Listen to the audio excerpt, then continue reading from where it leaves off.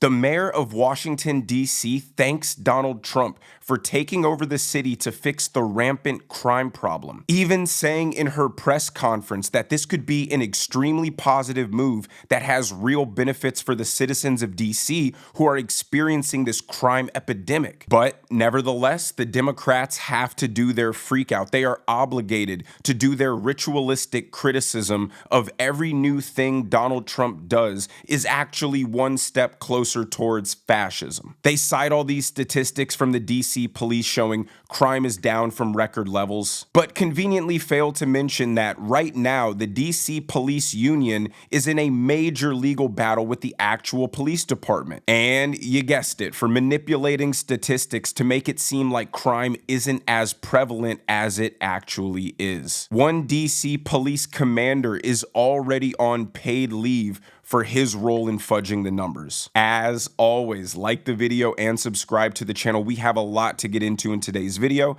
but let's start by hearing from Donald Trump what his plans are for taking over the DC police. In addition, I'm deploying the National Guard to help reestablish law, order, and public safety in Washington, D.C., and they're going to be allowed to do their job properly.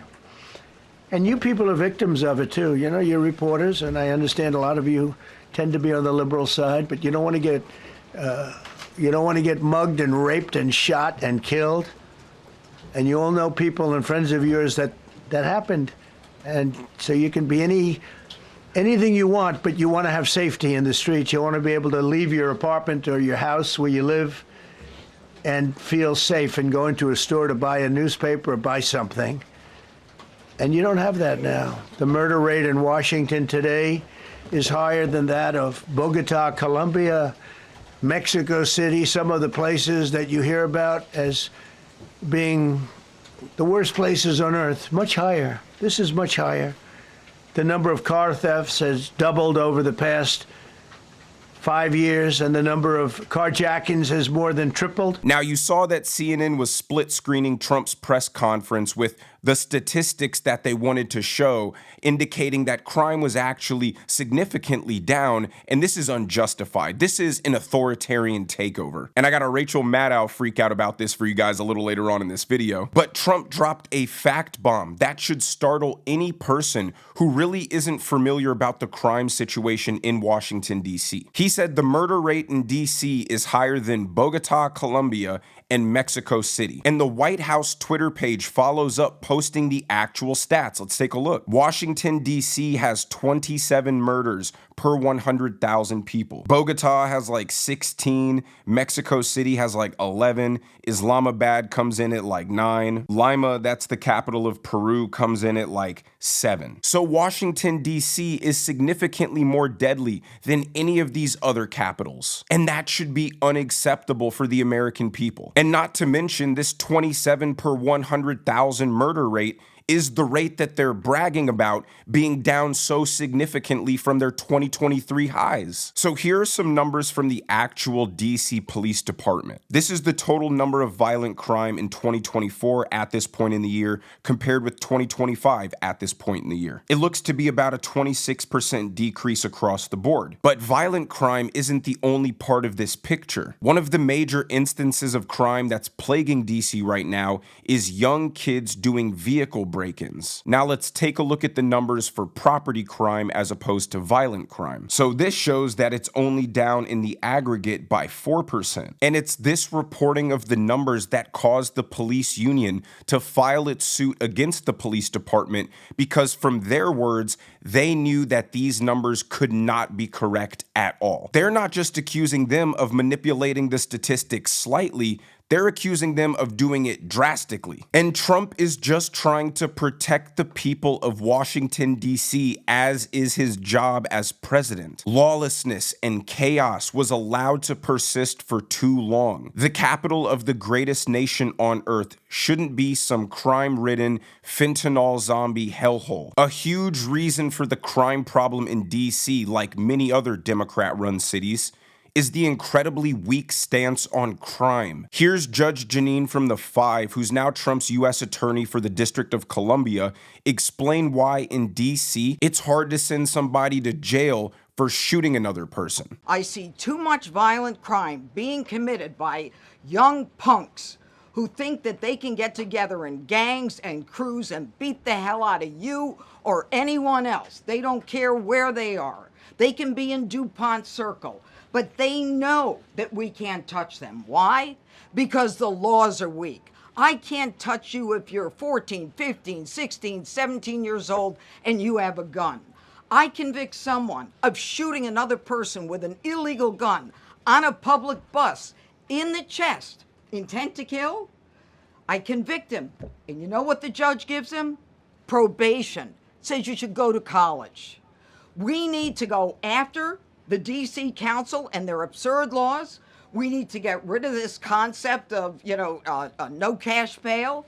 We need to recognize that the people who matter are the law-abiding citizens, and it starts today. During the Biden administration, every single blue city adopted the same soft-on-crime stance because of the woke left institutional pressure to classify any and everything as racist. This led to a surge in crime that all of these city officials conveniently blamed on the pandemic, not their own incompetence, and now are faced with the situation that Judge Jeanine just described, where someone can murder another person and then just get probation. How in the world does that system disincentivize people from committing crime? And juveniles are exploiting this broken system in DC. And adults are exploiting these juveniles to have them commit adult crimes and receive juvenile penalty. Democrat ideology is to torture and terrorize your own constituents with soft on crime policy, with dangerous open border policy, with indoctrination of transgender ideology,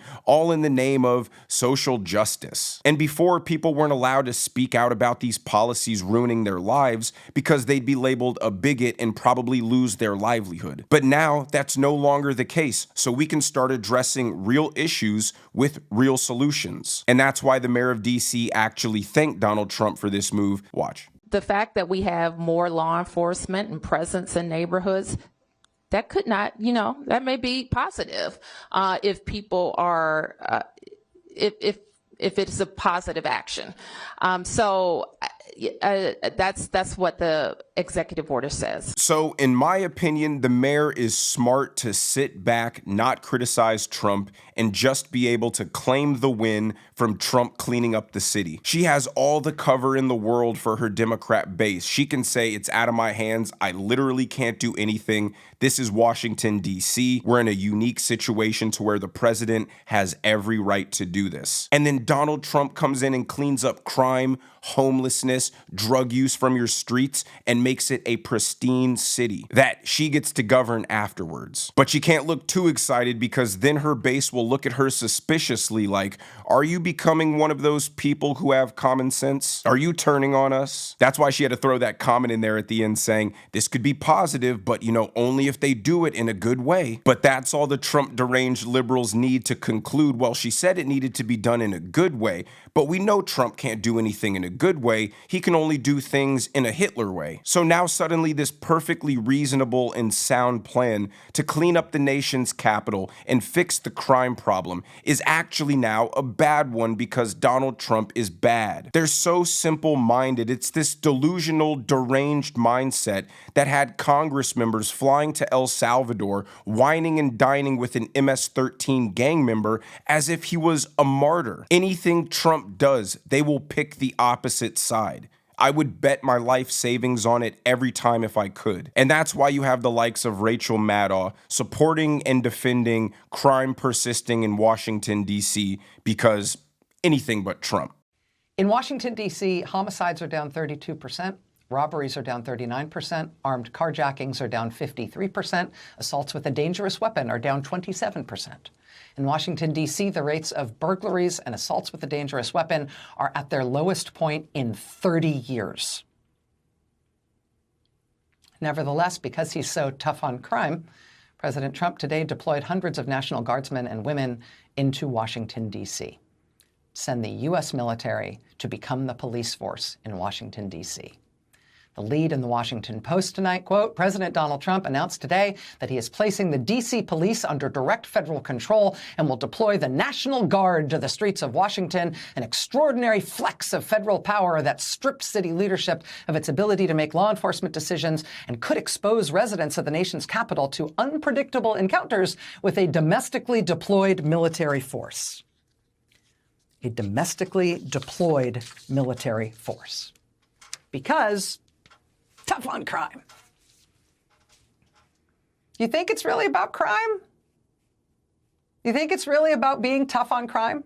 Look at her. This is a crazy person. She has fully convinced herself that this has nothing to do with crime. Like, I imagine if I snuck up behind Rachel Maddow and whispered Donald Trump in her ear, she would scream and cry and descend into a mental breakdown. This woman is so deeply entrenched in her fantasy world, and a dark fantasy world at that, if I may add, one where the color scheme is gray, it's always rainy. Donald Trump is this fascist who walks around in a black leather trench coat. Racial minorities are oppressed. People are in fear for their lives. Their rights are getting taken away every day. And because that's the world that she lives in, the president doing something as simple as legally reclaiming the DC police force to fix a crime problem that is so bad the murder rate of the capital of the United States is higher than that of Mexico City and Bogota by almost double, there isn't a single fiber of humility in her body